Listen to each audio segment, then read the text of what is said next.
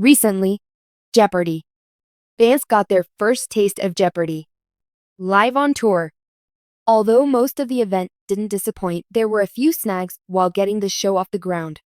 But this is just the start of the tour for Ken Jennings, Michael Davis, and Sarah Whitcomb-Foss. Fans can get excited for future stops, but tickets might be difficult to secure. For the first time ever, Jeopardy! Is taking the show on the road across the United States. On Friday, the Live on Tour made its debut in New York City. While future dates aren't available just yet, the seating is limited and the tickets are a hot commodity. However, the inaugural event was well received at the Edge in Hudson Yards. Additionally, it was hosted on the 101st floor overlooking the area. Furthermore, 230 attendees were strategically lined around the small stage. Undoubtedly, starting precisely at 6:30 p.m.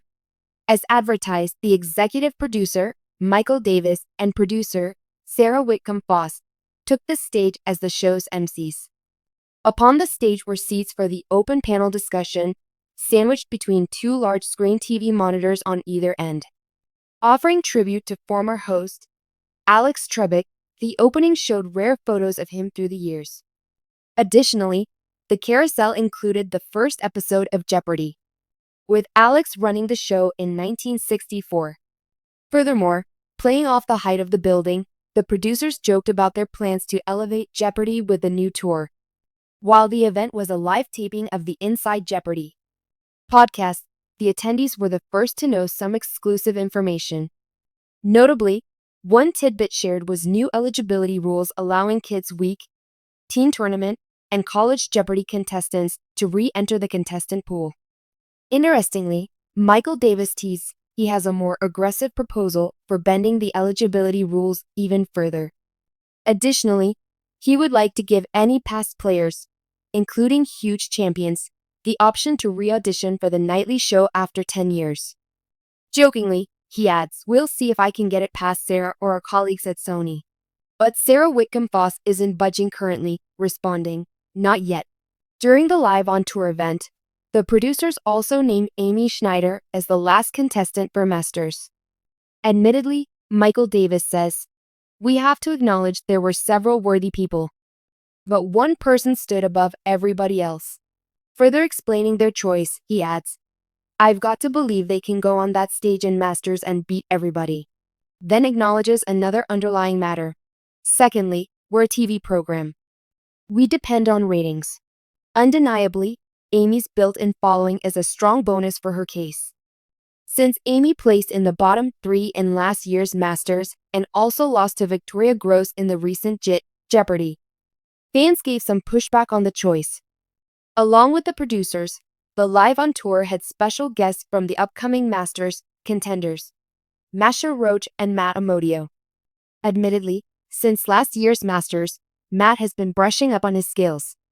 He says, "While I haven't learned everything I set out to achieve, I feel like a stronger competitor." Additionally, Celebrity Jeopardy! Finalist Katie Nolan came on stage.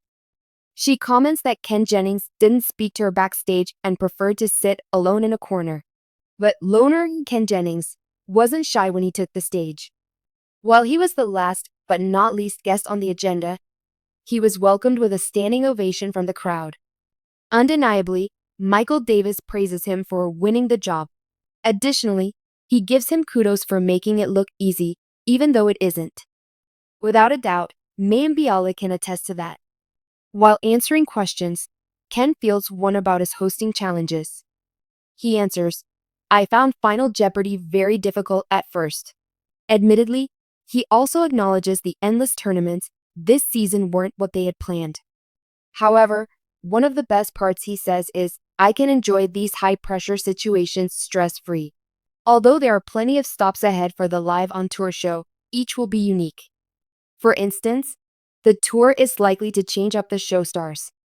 In the case of this first event, attendees did not know who would be interviewing before arrival. Sadly, one of the big disappointments for some attendees was the mobile Jeopardy! Game was glitching at the event. When playing the multiple choice competition, the attendees used their phones to interact. However, for Final Jeopardy!, attendees could write in their responses. Unfortunately, only 1/3 of the participants got to log on and try it out. One Reddit fan says, 230 attendees and only 80 of us got to play. Producer Sarah was pretty upset about it though, at the happy hour after. I have no doubt they'll fix it for future events. Great event though, and strongly encourage folks in other cities to attend. Yes, was there and unable to connect. It was fun to watch, but I was bummed we couldn't participate because their program couldn't handle it. All in all, a very fun time though. All in all, the event was fabulous.